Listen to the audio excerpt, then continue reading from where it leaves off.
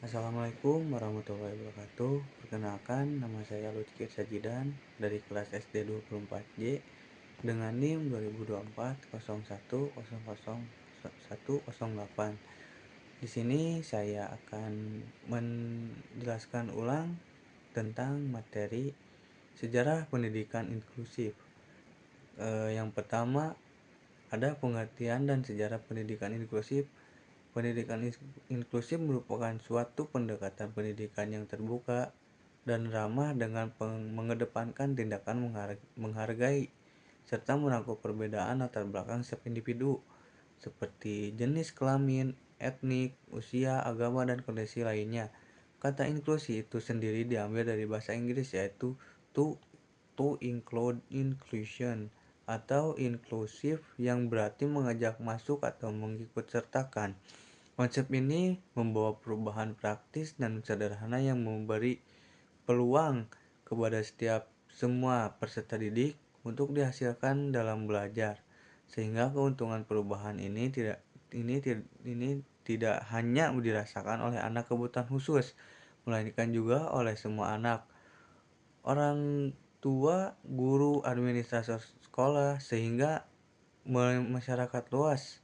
Melalui pendekatan ini, sistem pendidikan berusaha transformasi dengan cara meniadakan berbagai hambatan yang dapat menghalangi peserta didik untuk berpartisipasi penuh dalam pendidikan yang dilengkapi dengan layanan pendukung. Sejarah lainnya, pendidikan inklusif berawal dari tantangan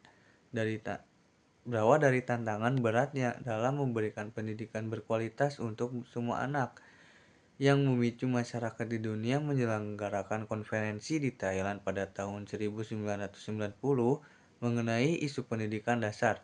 Konferensi tersebut menghasilkan deklarasi tentang pendidikan untuk semua atau education for all, serta menyimpulkan bahwa kesempatan memperoleh pendidikan masih sangat terbatas dari kelompok tertentu seperti penyandang disabilitas serta etnik minoritas masih terdiskriminasi. Karena implementasi hasil konferensi tersebut dinilai belum sesuai dengan harapan bagi penyandang disabilitas, para praktisi pendidikan khusus kemudian menyelenggarakan konferensi di Salamanca, Spanyol pada tahun 1994. Pertemuan ini menghasilkan pernyataan Salamanca atau Slemensa Assessment yang menuntut layanan pendidikan yang lebih baik dengan berkualitas bagi anak kebutuhan khusus, sekaligus menjadi momen di mana inclusive education atau pendidikan inklusif mulai diperkenalkan secara formal. Nah, selanjutnya ada perbedaan inklusi, integrasi, dan segregasi. Pendidikan inklusif memiliki makna yang lebih luas dan berbeda jika dibandingkan dengan konsep pendidikan integratif atau terpadu. Konsep inklusi tidak sekadar memindahkan atau menempatkan penyandang disabilitas ke sekolah reguler. Dalam pendidikan inklusif, anak harus diterima di sekolah tanpa syarat dan program sekolah yang harus menyesuaikan diri dengan kebutuhan anak. Sebaliknya, dalam pendidikan integratif, anak baru dapat diterima di sekolah reguler jika anak tersebut mampu menyesuaikan dengan program yang sudah ada di sekolah.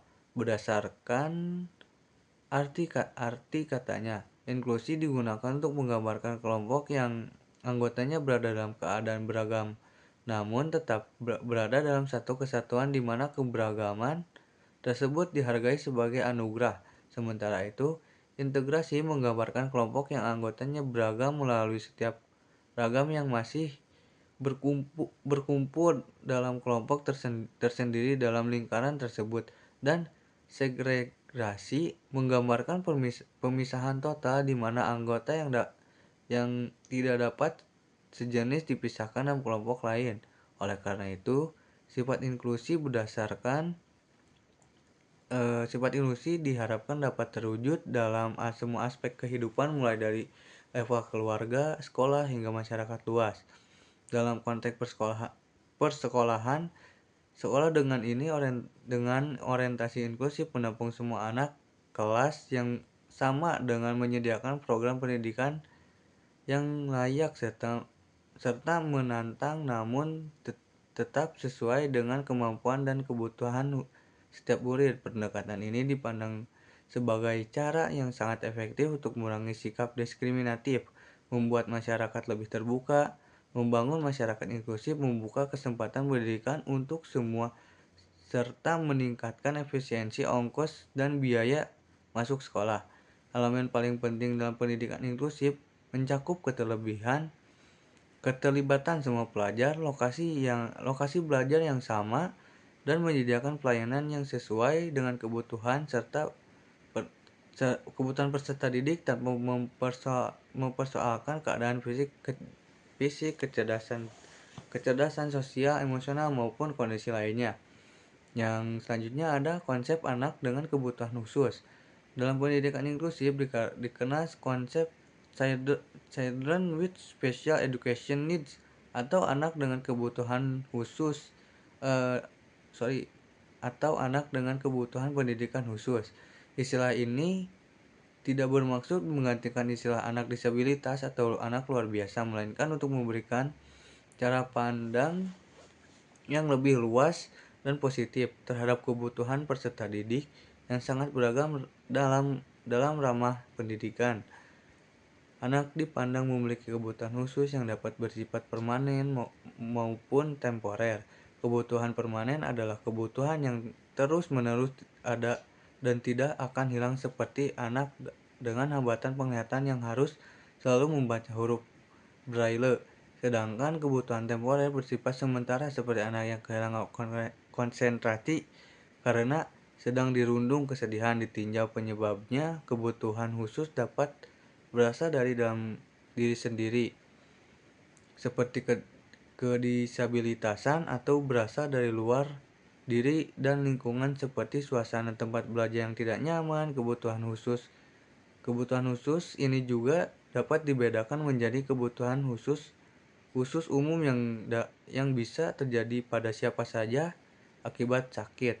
Kebutuhan khusus kekecualian yang muncul akibat kedisabilitasan, seperti kebutuhan bahasa isyarat bagi anak yang hambatan pendengaran. Terus juga selanjutnya ada implementasi dan landasan pentingnya inklusi. Sebagai sebuah ideologi dan cita-cita, pendidikan inklusi harus menjadi arah dalam upaya meningkatkan kualitas pendidikan secara keseluruhan, sehingga penerapannya di lapangan akan bersifat bervariasi tergantung pada sumber daya yang dimiliki oleh masing-masing negara, daerah maupun sekolah. Meskipun terjadi keberagaman dan implementasi praktisnya tidak ada perbedaan dalam filosofi dan konsep dasar yang digunakan, karena semuanya berangkat dari landasan yang sama untuk memperkenalkan pendidikan inklusi menjadi pendidikan berkualitas. Diperlukan perubahan opini, pemahaman, dan sikap para penyelenggara pendidikan seperti kepala sekolah, guru, administrator, orang tua, dan masyarakat. Strategi pengenalan ini harus dilakukan secara sistematik dan untuk menghindari resistensi, salah satunya dengan memulai memperkenalkan konsep sekolah yang ramah dan terbuka atau welcoming school, serta yang guru ramah atau welcoming teachers. Terdapat banyak alasan kuat yang mendasari pentingnya pendidikan inklusi bagi masyarakat. Semua anak memiliki hak dasar untuk belajar bersama tanpa harus diperlakukan secara diskriminatif atau dipisahkan dari kelompok lain hanya karena kedisabilitasannya. Lagi pula tidak ada alasan yang sah untuk memisahkan pendidikan mereka, karena setiap manusia pada dasarnya memiliki kekurangan dan kelebihannya masing-masing. Banyak hal penelitian yang menunjukkan bahwa presentasi akademik dan sosial dari anak disabilitas yang bersekolah di sekolah integratif justru lebih baik daripada di sekolah khusus, dan tidak ada materi pengajaran di sekolah agresif yang tidak dapat dilaksanakan di sekolah umum. Dengan komitmen yang baik, sistem inklusif juga jauh lebih efisien dalam penggunaan sumber belajar.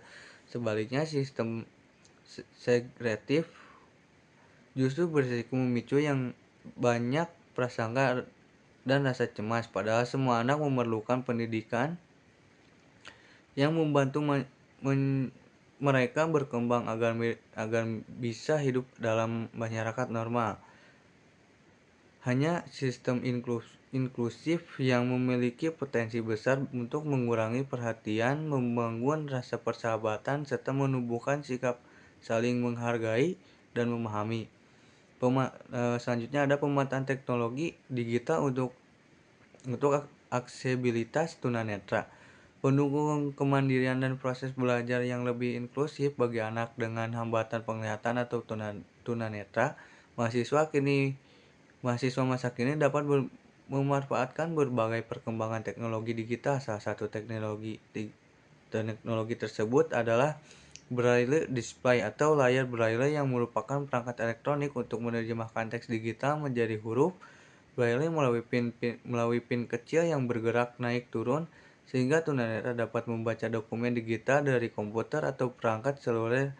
Selain itu, terdapat screen reader atau pembaca layar berupa perangkat lunak yang mengubah teks dari layar menjadi suara seperti aplikasi JAWS NVDA untuk Windows atau VoiceOver pada perangkat Apple. Ada juga Braille Embosser yang berfungsi sebagai printer khusus untuk mencetak teks dalam huruf Braille pada kertas timbul agar dapat dibaca dengan cara diraba. Perkembangan aplikasi mobile turut membantu aksesibilitas tunanetra seperti aplikasi By Me Eyes yang menghubungkan mereka dengan relawan melalui panggilan video, Seeing AI dan Microsoft yang dapat membaca teks serta mengenali wajah dan lingkungan sekitar, serta KNVB Reader yang mengoperasi teks cetak menjadi suara seperti pemanfaatan audiobooks dan teknologi text to speech berbasis kecerdasan buatan seperti LibriVox, Google Text to Speech atau Kurzweil 3000 juga sangat membantu tunanetra dalam mengakses buku atau dokumen teks dalam format suara secara mandiri. Sekian dari saya untuk penjelasan tentang materi sesi 2 pada kali ini. Wassalamualaikum warahmatullahi wabarakatuh.